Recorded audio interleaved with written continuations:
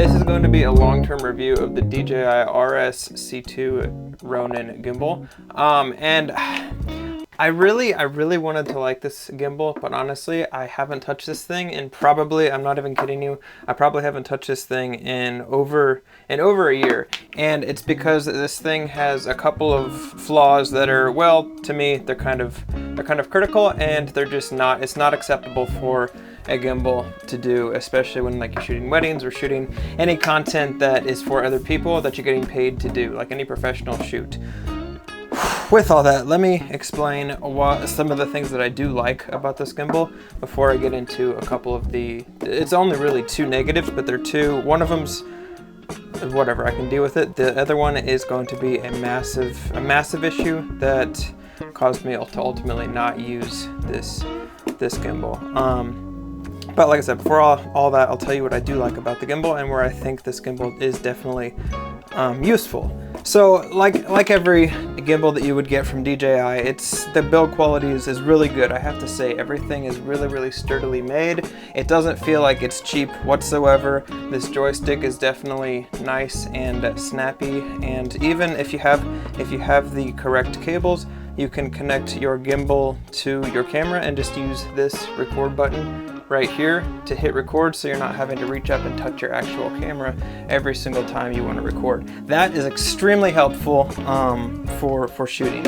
And on top of that, it has little mounting brackets that are on the sides right here. This is just a bracket I got from Small Rig, and the reason I got that was so that I could attach external microphones directly on here, and I don't have to worry about mounting it to the camera's actual hot shoe because I was having like clearance issues and all that stuff.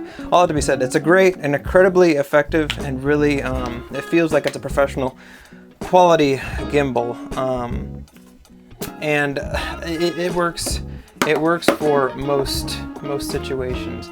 But the issue that I was actually having with this gimbal, the first one, again, it's a small issue, but after using this thing for a few years, this little tripod isn't like the retention isn't there for these little feet. And that may not seem like a big issue, but let me show you what happens when I go to put this thing down. So like, say like I'm at a wedding and I want to put this thing down, I get the feet all set out, and it like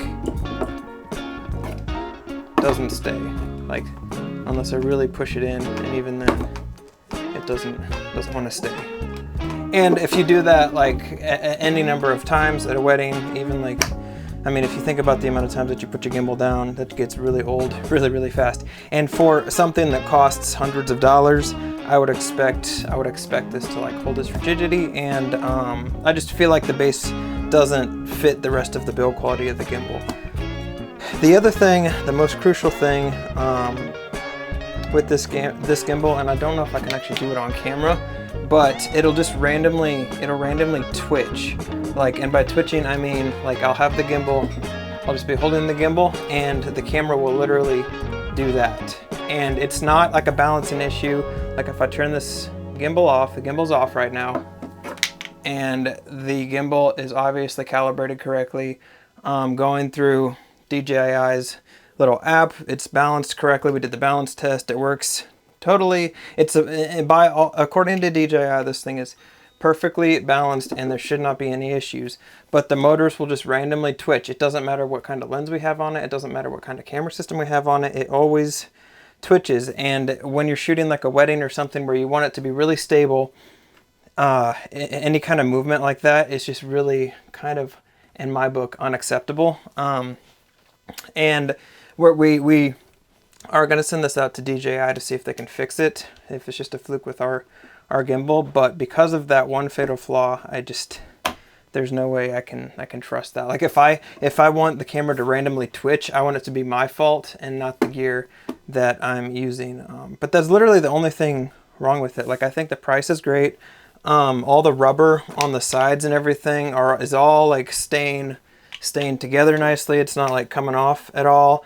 The screen on the back is nice and bright and hasn't had any issues. And like there's no like scuffs or like scrapes on the actual aluminum on the frame of the gimbal, and even like all of the little attachment points to the like that hold the camera to the actual gimbal are all totally fine, and they definitely all work. Let me see if I can get this off real quick to show you the attachment points.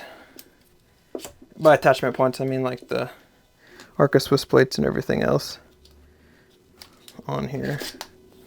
So like the plate that the camera itself is actually mounted on is totally fine. It looks great. This right here looks totally fine. Like it doesn't even have like scuff marks or anything on the like where this part would slide in and out. So the metal or the aluminum on this is incredibly robust, and even like the gimbal itself, like there's a couple of scrape marks right there, but that's just normal wear and tear. And like all these locking knobs and everything work incredibly well. And like these knobs are all like, they're not loose. Like I said, this gimbal is incredible and it works really well, minus the random twitching. And I really hate that, because I really do like this gimbal because you can do so much with it. And it's not super heavy, it's super light. Like it checks off all the boxes if you need Steadicam footage, especially if you combine it with in-body stabilization in cameras now. It just makes for an incredibly smooth, great looking picture.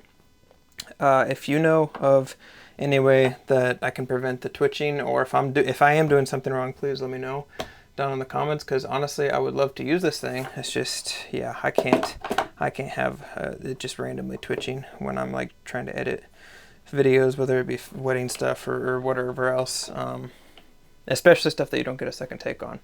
But yeah, anyway, if you enjoyed this video and you're not subscribed to my channel, feel free to subscribe. I'm gonna do these long-term like tabletop reviews once a week, amidst like the other content that comes out on this channel. And if you did enjoy this video, please feel free to hit the like button or whatever. And again, if you know of any possible solutions for this, please let me know down in the comments, because I really do want to use it. But until I get that figured out, I don't trust this thing enough to really yeah, use it on a paid shoot. I have been using a monopod with a fluid head, and that has worked amazingly. And it's really close to this kind of gimbal. It gives me nice and smooth shots, especially with the fluid head panning and everything else. It looks incredible, but I would like something that would be able to just have a little more dynamic range, like motion and everything else, like a gimbal can give you. Okay, I think that's all I have for you. Thanks for watching, and I'll see you in the next video.